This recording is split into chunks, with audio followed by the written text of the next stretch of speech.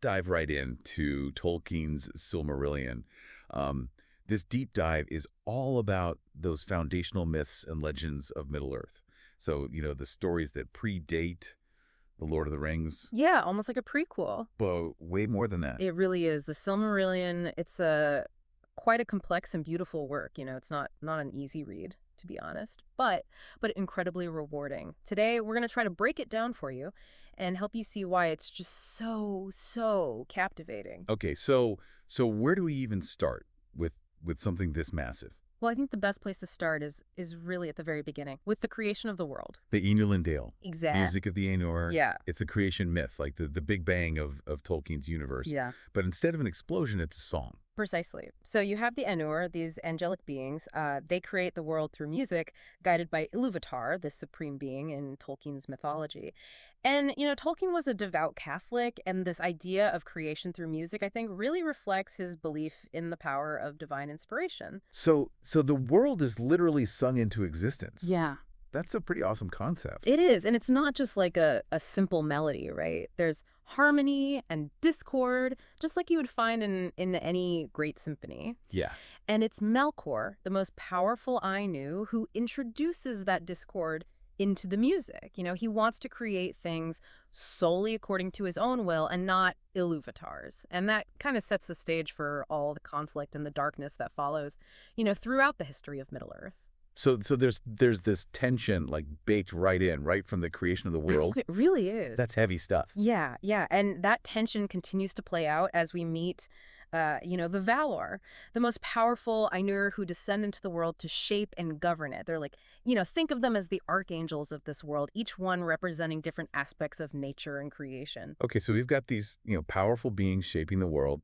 What happens next? Well, the elves awaken by the waters of Quivien. They're the firstborn children of Iluvatar.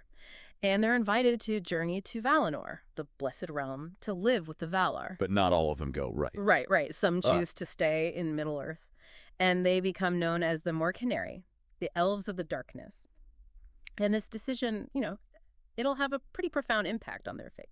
So even at this early stage, there's this idea of choice and consequence, paths taken and paths not taken. And of course, Melkor, or Morgoth as he becomes known, is lurking in the shadows. Yeah, exactly. He just can't stand the elves. He sees them as a threat to his power, and he's just determined to corrupt them and bend them to his will. He's a bad dude. He is. And he even steals the Silmarils, these incredibly beautiful gems created by Fëanor, the most gifted of the elves. Yeah, the Silmarils, they're a big deal, right?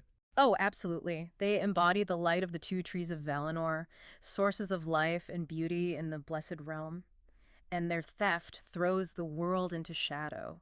And it sets off this chain of events that will, shape the destiny of elves and men for ages to come. So it's not just about, like, some shiny jewels. Yeah. It's about the essence of light and beauty being stolen. Exactly. And Fëanor, driven by grief and rage, swears this terrible oath to reclaim the Silmarils at any cost. Yeah. And he leads his people, the Noldor, into exile. Yeah. Even committing the horrific kinslaying at Alqualande to steal ships. Whoa, he killed his own kin just to get ships. Talk about an overreaction. Well, remember, these are elves, right? Their lifespans are incredibly long, Right. and their emotions run deep. And Fëanor's oath, it just consumes him, blinds him to reason and compassion. So he's basically doomed from the start. Pretty much. The doom of Mandos, this prophecy of sorrow and suffering, is pronounced upon the exiled Noldor. Their quest for the Silmarils is just going to be fraught with peril and heartache. That sounds pretty bleak. Is there any hope for them at all? Well, there's always hope. But it's going to be a long and difficult road for the Noldor, and that brings us to their return to Middle-earth and the beginning of, a new chapter in the saga. Okay. But before we jump into that, are you following along okay so far? Yeah, I think I'm with you. It's a lot to take in, but it's definitely fascinating. Yeah. They leave the Blessed Realm, they steal ships, they're cursed by a prophecy, and now they're headed back to Middle-earth. What could possibly go wrong? Right. I guess we'll find out in part 2 of our deep dive into the Silmarillion. So the Noldor, they return to Middle-earth. Yeah. And remember, they spent ages in Valinor learning from the Valar, honing their skills. So they come back with this advanced knowledge and craftsmanship. Right. But they also bring the shadow of their oath. Right. And the weight of, their past deeds. Yeah, they're not exactly welcomed back with open arms, are they? not by everyone. Yeah. Thingol, the elven king of Doriath, remembers the kinslaying at Alqualande all too well. Right. That attack involved his people, the Teleri elves. Yeah. He's not about to forgive and forget easily. So there's tension right from the start. Definitely. And it doesn't help that Morgoth has been busy fortifying his stronghold in Middle-earth, right? He's bred all these monstrous creatures like orcs and dragons. Yeah. And he's ready for war. Sounds like the Noldor walked right into a hornet's nest. Yeah. So what happens next? Well, the first age of Middle-earth is marked by this series of, epic battles and tragic events. The Noldor, they fight valiantly, but they're constantly undermined by their own internal conflicts. Right. And the consequences of Fëanor's oath. It's just this cycle of pride, vengeance, and ultimately sorrow. Is there anyone who stands against Morgoth and manages to achieve anything positive? Because it seems like a pretty hopeless situation so far. I mean, there are moments of triumph, right? Small victories that shine amidst the darkness. Some of the Noldor, they establish these hidden kingdoms like Gondolin. Oh, yeah. This magnificent city hidden in a mountain valley. Yeah. It's a testament to their skill and artistry, a beacon of hope in a world increasingly dominated by Morgoth's shadow. Gondolin sounds amazing. Can you tell us more about it? Well, it was a marvel of, elven architecture and craftsmanship. This hidden paradise protected by enchantment and the power of Ulmo, Yeah. the Vala of the waters. Okay. It was meant to be a refuge, a Yeah. place where the Noldor could, preserve their culture and resist Morgoth's influence. But it doesn't last, does it? Sadly, no. I mean, even hidden kingdoms have their vulnerabilities. Gondolin eventually falls, betrayed from within and sacked by Morgoth's forces. That's rough. Yeah, it's one of the most heart-wrenching moments in the Silmarillion. A stark reminder of, the fragility of hope Yeah. and the ever-present threat of darkness. So that's Gondolin. Yeah. What about other major characters and events? We talked about the Silmarils. Right. What happens to them? Well, the fate of the Silmarils is intertwined with the destinies of numerous characters. One of the most captivating stories involves Beren and Luthien, Oh, yeah. a mortal man and an elf princess Right. who fall deeply in love. I've heard their story as one of the most famous in Tolkien's Legendarium. Yeah. What makes it so special? Well, their love is forbidden, right? It defies the boundaries of race and fate. Beren is a hero of men, Yeah. and Luthien is the daughter of Thingol, the Elven king. Right. To prove his worth and win Thingol's approval, Beren sets out on this seemingly impossible quest to steal a Silmaril from Morgoth's crown. Wow. That's a tall order. Yeah. Does he succeed? Against all odds, yes. But it's Luthien who truly makes it possible. She uses her magical singing voice Okay. and enchanted cloak to lull Morgoth to sleep, allowing Beren to pry a Silmaril from his crown.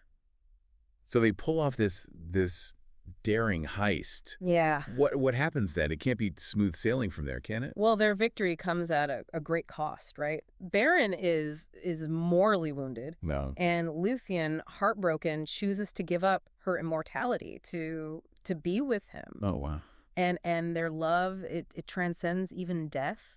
And their actions have these profound consequences for the future of Middle-earth. That's incredibly romantic, Right. but also incredibly sad. Yeah. Their story really highlights the themes of, sacrifice and the power of love that run through so much of Tolkien's work. Absolutely. Beren and Luthien's tale is just one of many, that weave together to form the grand tapestry of the Silmarillion.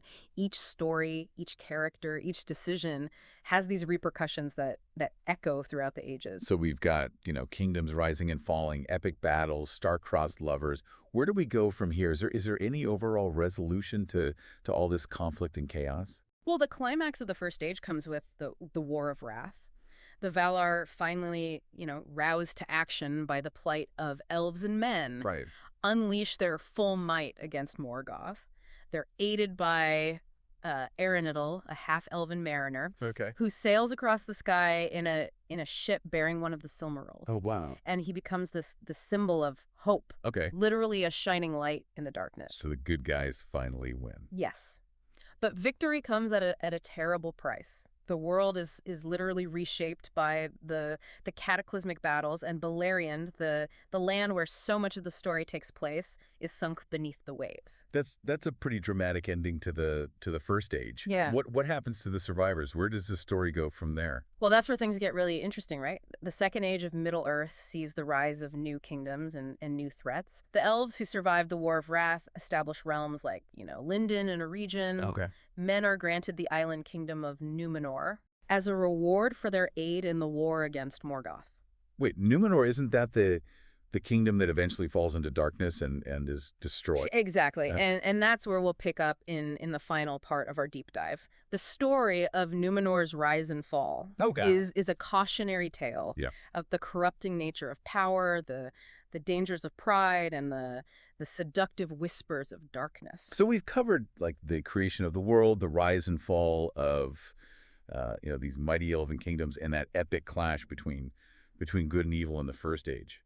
But you mentioned, the story doesn't end there. So what can you tell us about Numenor and how it fits into like the grand scheme of the Silmarillion? Well, Numenor really represents this fascinating shift in focus, right? I mean, the first age is dominated by the elves, Right. but the second age sees the rise of men, and Numenor is their kingdom a gift from the Valar for their aid in the War of Wrath. So they're basically rewarded for being on the winning side. You could say that, but it's more than just a reward, right? Okay. It's a chance for men to really prove themselves, to create a civilization that can, withstand the tests of time and avoid the pitfalls that befell the elves. But they don't exactly succeed, do they? Tragically, no. You see, the Numenorians, they're granted long life, prosperity, wisdom, but they become consumed by their own success. They grow arrogant, envious of the elves' immortality, Right. and they begin to turn away from the Valar, resenting the limitations placed upon them. That classic tale of hubris, isn't it? They're given so much, but it's never enough. Precisely. Oh. And that's where Sauron, Morgoth's former lieutenant, He's still around. he's still around, and Okay. he sees an opportunity Right. to exploit their growing pride and dissatisfaction. So he basically, whispers in their ear and tempts them to the dark side. Yeah, he's a master manipulator, right? He plays on their fear of death, their longing for power, Yeah. their resentment of the Valar. He convinces them that, they can achieve true immortality and dominion over the world if they reject the old ways and embrace his teachings. And they fall for it. Many do. Numenor becomes divided. There Mhm. are those who, remain faithful to the Valar and cling to the old ways, but they're outnumbered Yeah. and eventually persecuted. The kings of Numenor, they grow increasingly tyrannical, building massive armadas, seeking to conquer Middle-earth and challenge the Valar themselves. So it's not just like internal corruption. Yeah. They become a threat to the entire world. Their ambition just knows no bounds. Wow. They even attempt to sail west to invade Valinor and seize immortality by force. That doesn't sound like a good idea. What happens? It's a catastrophic decision. Yeah. The Valar, they appeal to Iluvatar, Yeah. and Numenor it's utterly destroyed. The island is swallowed by the sea, its mighty fleet sunk, its people drowned. Only a handful of the faithful, led by Elendil and his sons, escape the cataclysm. Wow. That's a pretty definitive downfall. Yeah. What's the significance of Numenor's destruction in like the grand scheme of things? Well, it marks a turning point in the history of Middle-earth. The world is literally reshaped by the cataclysm. Oh, wow. It becomes round and finite, no longer flat with the possibility of, sailing west to Valinor. The Second Age ends in darkness, with Sauron still a threat, though weakened by the destruction of Numenor. But the story doesn't end there. Oh. Right. I mean, we know Sauron is still around in The Lord of the Rings. Exactly. The seeds of the Third Age are sown in the ashes of Numenor. Elendil and his sons, they establish the kingdoms of Gondor and Arnor in Middle-earth, carrying on the legacy of the faithful. But the shadow of Sauron lingers, and the struggle for the fate of the world continues. So the Silmarillion, it sets the stage for everything that follows. It's not just a prequel. Yeah. It's the foundation upon which the entire legendarium is built. That's why it's such a powerful and essential work. It's a story of creation and destruction, Yeah. of the rise and fall of civilizations, of Right. the enduring power of hope in the face of darkness, and the consequences of choices made both by individuals and by, entire peoples. We've covered so much ground in this deep dive. What would you say are the key takeaways you hope our listeners will walk away with? I hope they'll gain a deeper appreciation for the scope and complexity of Tolkien's vision. The Silmarillion, it isn't just a collection of, fantastical tales. It's a meticulously crafted mythology Yeah. that explores, these profound themes of free will, fate, Right. the nature of good and evil, the corrupting influence of power, and the enduring strength of love and hope. It's definitely given me a lot to think about, and it makes me want to dive back into the Silmarillion and explore those stories even further. That's the best outcome we could hope for. Yeah. Tolkien, he created a world that rewards, exploration and reexamination. There are always, new layers of meaning to uncover, new connections to discover. Well said. And on that note, Mm. we'll leave our listeners with one final thought. The Silmarillion, it ends with the defeat of Morgoth, but but the struggle between light and darkness, good and evil, is never truly over. It's a battle that continues to play out in the world around us and within each of us. Yeah. What choices will you make? How will you shape your own story?